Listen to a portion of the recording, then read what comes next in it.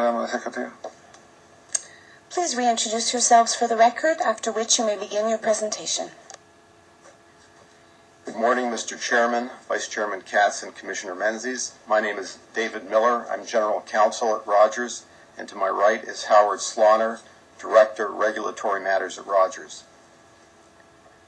At the close of Rogers' oral presentation on September 23rd, the Chair asked Mr. Engelhardt what Globalive would need to change in order to satisfy the Commission that the company was not controlled in fact by non-Canadians. In response, Mr. Engelhardt identified 7 items that would have to change in order to satisfy the statutory requirements. At least one of these concerns was addressed at the public hearing, when Globalive announced the elimination of AAL's right to exit the business in year 1. Since that time, we have received abridged documentation identifying a large number of additional changes to the shareholder loan and consulting agreements that were made during the in-camera part of the proceeding. Notwithstanding the large number of concessions made by Globalive, a number of fundamental concerns identified by the Rogers witness panel remain. In our final argument, I propose to review our remaining concerns in light of the new material that has been filed and identify the additional changes that are required to satisfy the statutory requirements. Capital structure. Our primary concern, as expressed at the hearing, relates to the position of Orascom as the major shareholder and major debt holder in Globalive. Orascom continues to hold approximately 65% of the equity and substantially all of the debt. The fact that the equity injected by AAL was in the form of Mr. Lacavera's wireline business, rather than in the form of fresh capital, means that Orascom contributed virtually all of the capital for the wireless business. The 18% interest rate on the loans also means that Orascom will be entitled to virtually all of the economic rent from the Globalive business for the foreseeable future. There's been considerable discussion in this proceeding regarding the extent of Orascom's economic stake in Globalive and the nature of the loans it has provided. In its reply comments, paragraph 61, Globalive described its loans as speculative seed capital. In his testimony, Mr. Linton stated that in his opinion, the $508 million in loans should be considered as additional equity that brings Orascom's stake in Globalive up to approximately 80%, growing by another $100 million a year in the form of accrued interest.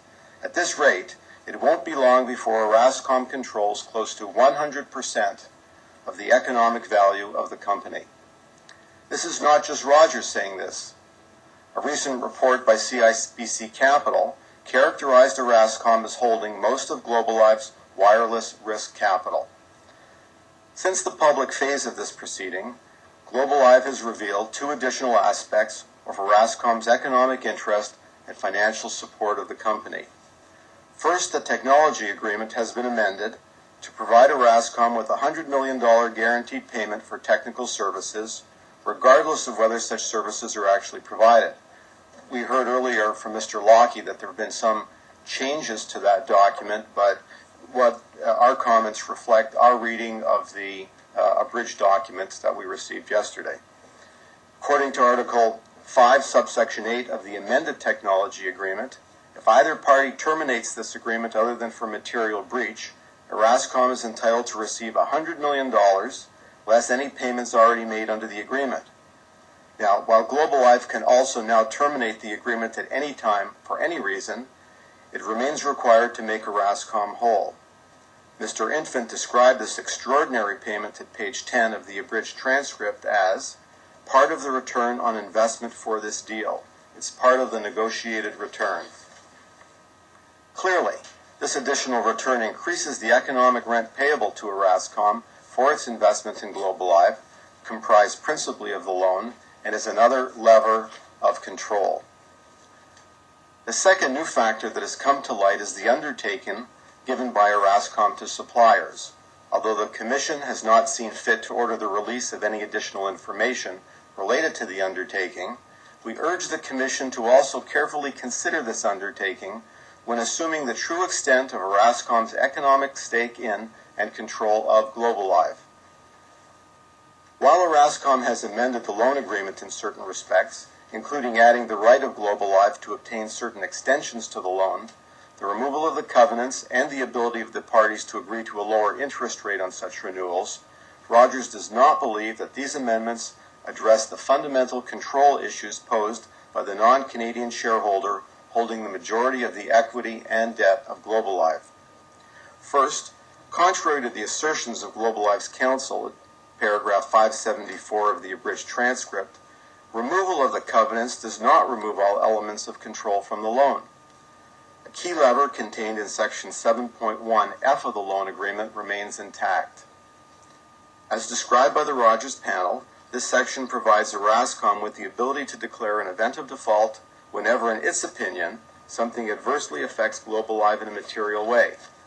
Effectively, this means that the loan is callable by Orascom almost on demand, providing Orascom with the power to seize the company's assets. Second, the possibility of a lower interest rate is illusory, as this is nothing more than an unenforceable agreement to discuss rates. The level of the interest rate remains in Orascom's control, and this provision simply supplies Orascom with another lever to influence Globalive through its power to set the interest rate. These rights provide Orascom with enormous clout over the Globalive board. This situation also illustrates, while both the Commission and the NTA in the past have stressed the danger of allowing a non-Canadian to assume the dual roles of major equity holder and major debt holder. We would submit that these very serious concerns are heightened when the party assuming these dual roles is also the strategic partner with all of the know-how and experience in the wireless industry. While Mr. Sawiris stated that it would not be in Orascom's interest to pull the plug on the loan, regulators have to look at the opportunities presented for non-Canadians to control a telecom carrier, not what their current intentions might be. As the chair stated in paragraph 474 of the transcript, the regulator has to look at the worst-case scenario. This very broad right to call the loan, even if just threatened, provides an important lever of control to Orascom. AAL simply does not have the countervailing power to ignore such a threat. The fundamental problem with Globalive's capital structure must be changed before Globalive begins to operate as a Canadian carrier. Globalive and Orascom characterized the $442 million loan as a temporary bridge loan in the shareholders' agreement and stated at the public hearing that the parties were anxious to replace it as soon as financial markets improve. The dilemma for Globalive is that a third-party investor is unlikely to invest what Globalive admits is speculative seed capital in a company that has virtually no equity, and Orascom cannot increase its equity position in Globalive without going way over the acceptable limits for non-Canadians. Even if Globalive were to seek new capital in the form of debt or equity, there are a number of aspects of this structure that make it extremely unattractive for new investment. The 18% loan and the $100 million in technology service agreement essentially guarantee that all of the economic rent derived from the venture will go to Orascom for the foreseeable future. The anti-dilution provisions are also unfriendly towards new investors, as Section 3.6 of the amended and restated shareholders agreement allows Orascom to maintain a 40% equity level by purchasing additional shares at a fixed price. A new shareholder is unlikely to agree to pay a higher price for its shares than the price at which Orascom is able to top up its holdings. To make matters worse, any new capital must first be used to repay the initial loan, thus significantly reducing the possibility that new capital will be attracted. The fact that shares cannot be offered to strategic industry players severely limits the available sources of capital. Approval of this transaction in the hope of an eventual change in capital structure is not an option. Not only does the legislation not provide for this, but it could be a very long wait. Vetoes and restrictions. In its previous comments, Rogers identified a number of concerns relating to the vetoes given to Orascom and the restrictions placed on AAL's ability to exercise strategic and operational control over Globalive. One of the most important levers of control exercised by Orascom is its veto over any individual or cumulative changes in the business plan in excess of 10%. This has not been changed. As Rogers has already stated, any ability to veto the business plan gives rise to a significant influence over a company.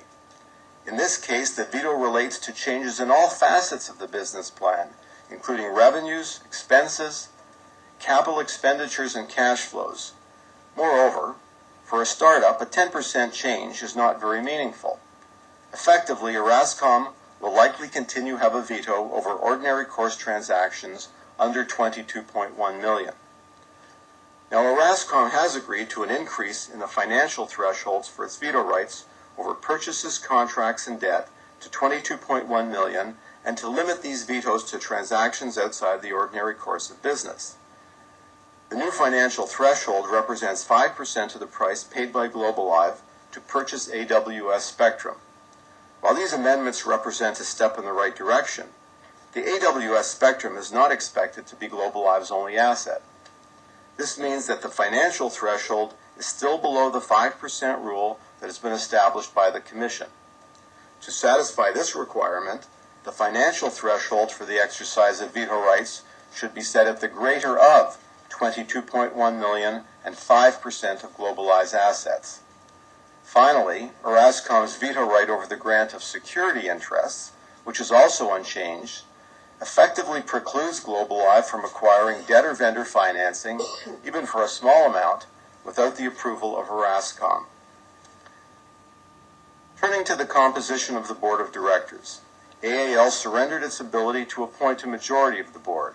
A controlling shareholder would insist on appointing a majority of the board at the operating or at least at the holdco level. While these are other instances in which the Commission has allowed an independent Canadian to hold the balance of power on a board, there are no examples that we are aware of where the non-Canadian held so many other levels of control, let alone in the absence of a board controlled by the Canadian shareholder. In the Unitel case, for example, the Commission found that the three Canadian chartered banks with collective assets of over $36 billion provided a counterbalancing force to AT&T's size and obvious industry strength. In that case, AT&T and the banks split the equity, and AT&T held little or no debt, so the lack of control of the board by the banks was less of a concern. While we acknowledge that Globalive has improved the process for selecting independent directors, this does not address the fundamental fact that the party with 66.68% of the voting shares cannot elect a majority of the board and cannot counterbalance all of the other levers of control residing in the hands of Orascom. It is also interesting that the new material discloses that AAL gets to appoint a majority of the board at the wireline company, but not at the wireless company. This suggests that Orascom is allowing AAL to control its former wireline business, but is not prepared to diminish its levers of control at the wireless business by giving AAL the ability to appoint a majority of directors. Rogers has also raised serious concerns with AAL's right to exit the business in year one, AAL's put, and Orascom's call and drag along rights.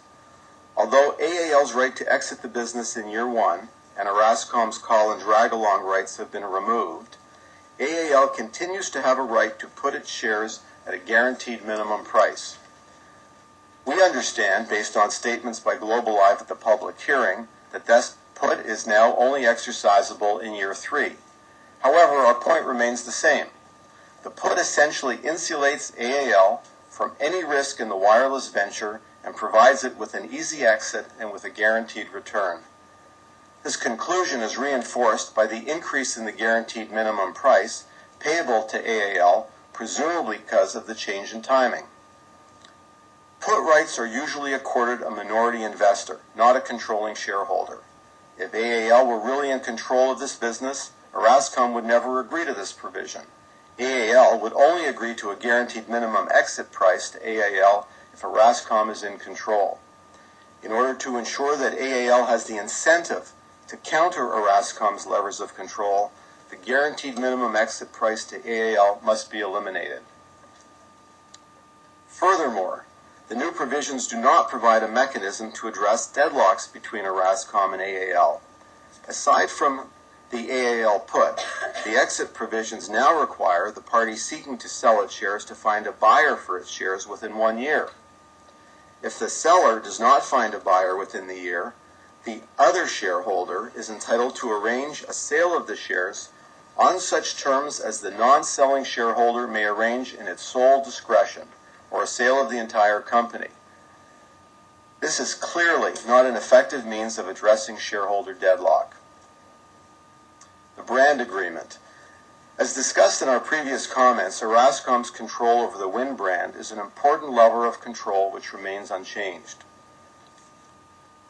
As noted by Mr. Engelhardt in his testimony, the current structure highlights that AAL's role in this venture is that of an accommodation party rather than a controlling shareholder.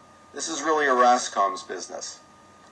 Despite the concessions that have been made by Globalive, Orascom remains the majority shareholder, the majority lender, and a strategic partner holding the brand and technological expertise.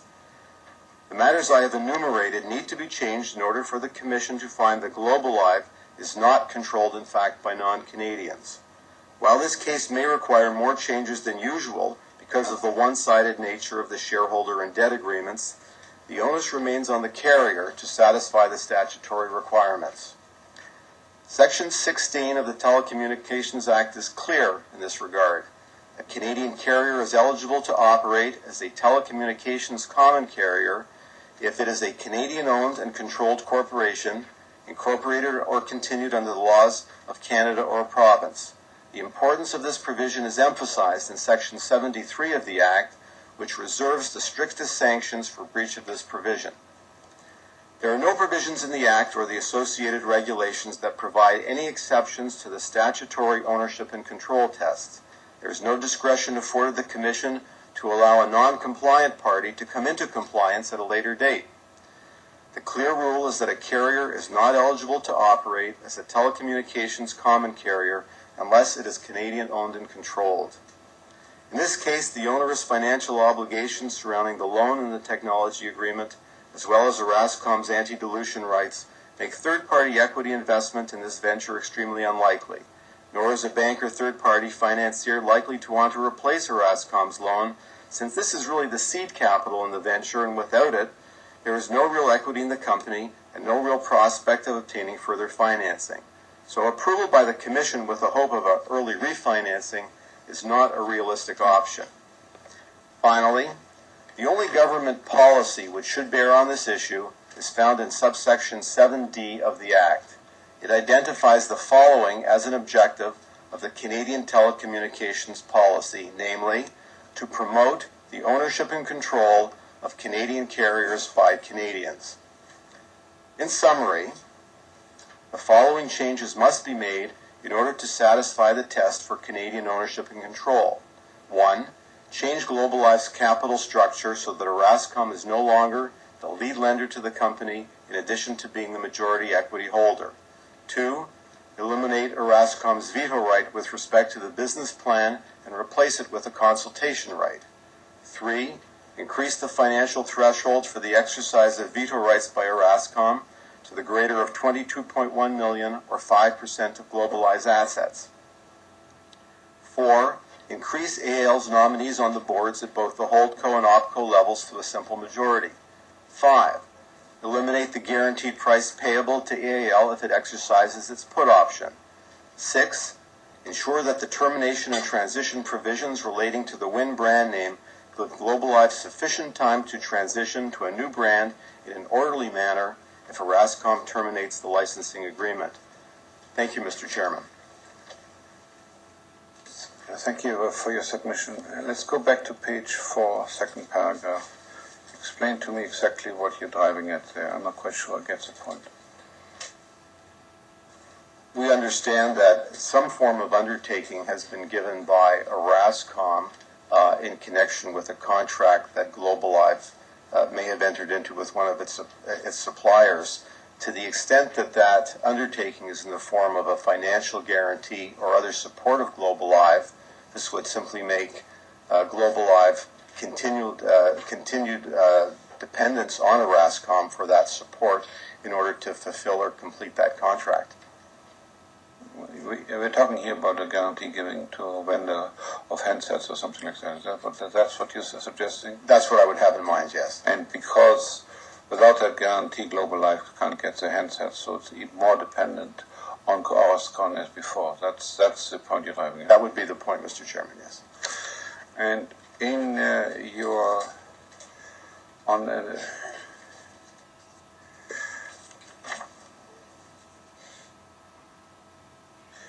point number 5 in your summary on page 5, eliminate the guaranteed price payable to AAL if it exercises its put option. The way I understand it, AAL can exercise that at the end of year 3. And as you say, it's usually a minority shareholder who has such a right rather than the majority shareholder.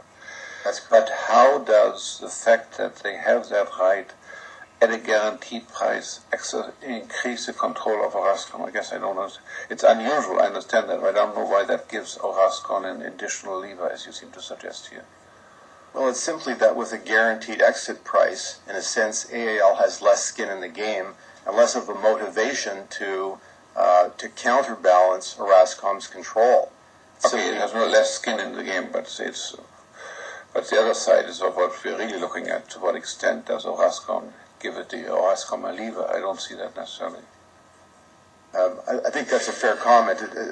For us, it's almost corroborative of the fact that Orascom is in control, that you wouldn't expect a minority shareholder to give that to a controlling shareholder. And so it is suggestive of the fact that Orascom must be in control because of the fact that it's given it. Okay, thank you. Len, Peter? I got 2 questions. Good morning. On page 7, you say in the middle paragraph, to make matters worse, any new capital must be used first to repay the initial loan, thus significantly reducing the possibility of new capital will be attracted. I understand what that says, but if you're advocating the reverse of that, then the dilution of Orascom's investment will be slower as opposed to going to write off all of the Orascom debt first. So doesn't this go contrary to your argument? We think that what Globalive needs is new sources of funding, not funding to replace the existing loan. You're correct, though, that in the sense that there is new funding, depending on the price, that might or might not accelerate the dilution. Okay. Second question, on page 12, you indicate on top that the proposal is not an effective means of addressing shareholder deadlock. What would be, in your view? Well, there could be a more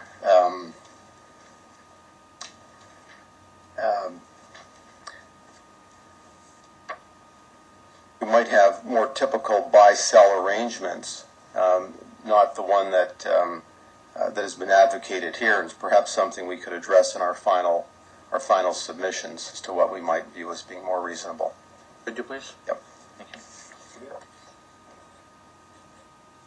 On the last page, your first point where it says change Globalive's capital structure so that Orascom is no longer the lead lender to the company in addition to being the majority equity holder.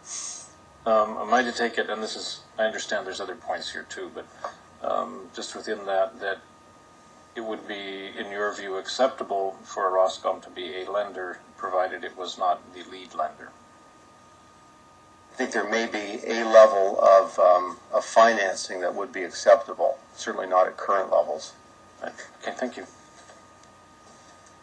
Okay, thank you very much. I think we'll take a 15-minute break before we hear from AAL and Orascom. Thank you.